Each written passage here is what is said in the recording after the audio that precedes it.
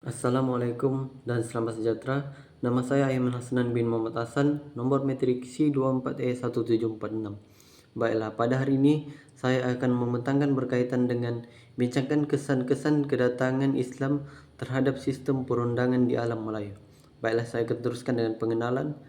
Islam dia mula berkembang di alam Melayu pada abad ke-13 melalui interaksi dengan pedagang dari Arab, India, dan Parsi. Sebelum kedatangan Islam, sistem perundangan tradisional di alam Melayu dia banyak dipengaruhi oleh adat resam dan kepercayaan dari Hindu-Buddha. Dengan kedatangan Islam, perubahan besar telah berlaku apabila prinsip syariah diperkenalkan dan menggantikan elemen-elemen yang tidak selaras dengan ajaran Islam. Transformasi ini tidak hanya melibatkan hukum jenayah, tetapi juga peraturan sosial, ekonomi, dan politik. Baiklah, objektif pembincangan saya pada hari ini adalah mengenal pasti perubahan sistem perundangan, memahami integrasi Islam dan adat Melayu, menilai peranan Islam dalam membentuk keadilan, menghargai kepentingan institut Islam, dan mengukur kesinambungan dan pengaruh masa kini. Baiklah, saya akan teruskan dengan kesan yang pertama, yaitu perubahan prinsip asas dan perundangan. Memberi pengenalan tentang syariah Islam. Perundangan berdasarkan Al-Quran dan hadis dilaksanakan. Kedua-dua sumber ini menjadi asas utama hukum Islam. Contohnya, perintah solat, larangan mencuri, dan hukum qis semuanya merujuk kepada dalil dalam Al-Quran dan hadis. Prinsip asas melalui perundangan Islam adalah keutamaan pada keadilan hak individu dan tanggung jawab sosial. Contohnya, sistem zakat dalam Islam memastikan keadilan sosial dan membantu golongan yang miskin. Penekanan pada pendidikan terhadap umat. Islam menekankan pentingnya pendidikan umat agar bertanggung jawab dan mulia akhlaknya. Contohnya institut seperti masjid dan madrasah ianya memainkan peranan penting dalam mendidik masyarakat berdasarkan nilai Islam. Yang kedua adalah penggantian elemen Hindu-Buddha. Elemen Hindu-Buddha ini dia digantikan dengan nilai-nilai Islam. Perundangan Hindu-Buddha yang sebelumnya berasaskan adat dan kepercayaan tempatan ianya digantikan dengan sistem syariah. Contohnya, hukum seperti hudud, qisas, dan ta'zir diperkenalkan untuk menggantikan sistem hukum sebelumnya yang kurang berasaskan keadilan. Kategori hukuman dalam Islam, hudud ni hukum yang tetap untuk kesalahan berat seperti zina dan mencuri.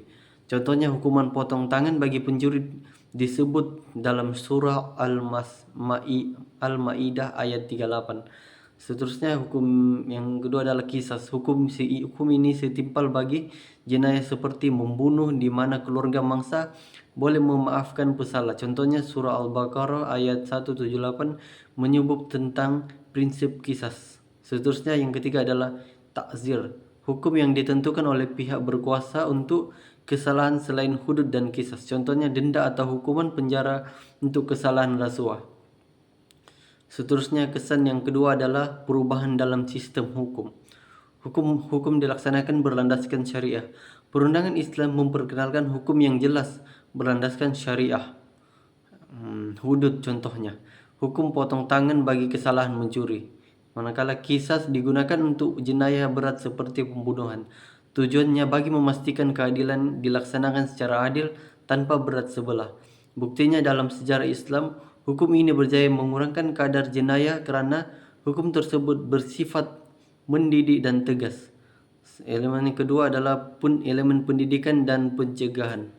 Hukuman bukan sahaja untuk membalas jenayah, tetapi juga dia mendidik masyarakat agar menjauhi jenayah. Pendekatan ini membentuk masyarakat yang lebih bertanggung jawab. Buktinya di negara-negara yang mengamalkan hukum syariah dengan sistem yang tersusun, kadar jenayah adalah lebih rendah berbanding dengan negara tanpa elemen pendidikan dalam hukuman. Seterusnya, peranan institut Islam. Penubuhan mahkamah syariah. Mahkamah khas ini ditubuhkan untuk menyelesaikan kes berkaitan dengan undang-undang Islam. Fungsinya sama seperti mahkamah adat bagi memastikan keadilan tercapai di semua peringkat. Buktinya mahkamah syariah di Malaysia ni dia berjaya menyelesaikan isu kekeluargaan seperti penceraian, nafkah, dan pewarisan berdasarkan hukum Islam. Seterusnya peranan ulama. Ulama ni dia menjadi penasihat kepada sultan dan pemimpin dalam menegakkan undang-undang Islam. Mereka menyebarkan ilmu agama, mentafsir hukum syara dan menasihati masyarakat. Buktinya Institut Ulama ini dia memainkan peranan penting di Malaysia dalam melaksanakan fatwa seperti isu halal haram dan pelaksanaan zakat. Seterusnya kesan yang ketiga adalah pengaruh adat dan dalam perundangan Islam. Adat ni dia bersendikan syariat. Adat diterima selagi adat tersebut tidak bercanggah dengan prinsip Islam. Contohnya, Undang-Undang Adat Pepati dan Temenggung diterima kerana dia menekankan keadilan dan tidak bercanggah dengan syariat Islam. Adat ini dia membantu masyarakat Melayu menerima perubahan secara berperingkat seperti dalam isu pembahagian harta pusaka. Seterusnya, integrasi antara adat dan syariah. Kombinasi harmoni antara adat Melayu dan hukum syara ni dia menghasilkan sistem perundangan yang unik. Integrasi ini dia membentuk keharmonian masyarakat tanpa menjejaskan tradisi tempatan. Buktinya, kes seperti penyelesaian tanah pusaka dalam sistem adat Pepati dan pembahagian faraid menunjukkan gabungan yang berkesan di antara adat dan syariah. Seterusnya, apa yang saya dapat simpulkan melalui pembentangan saya pada hari ini adalah kedatangan Islam ini dia membawa perubahan besar terhadap sistem perundangan di alam Melayu. Perundangan dia menjadi lebih sistematik, berteraskan keadilan dan memberi penekanan kepada akhlak masyarakat. Pengaruh Islam ini dia masih dapat dilihat dalam sistem undang-undang negara hingga kini. Transformasi ini dia menunjukkan betapa besarnya impak Islam dalam membentuk identiti perundangan di alam Melayu. Seterusnya berikut merupakan sumber rujukan saya untuk mencari maklumat berkaitan dengan tajuk ini. Sekian, terima kasih dari saya.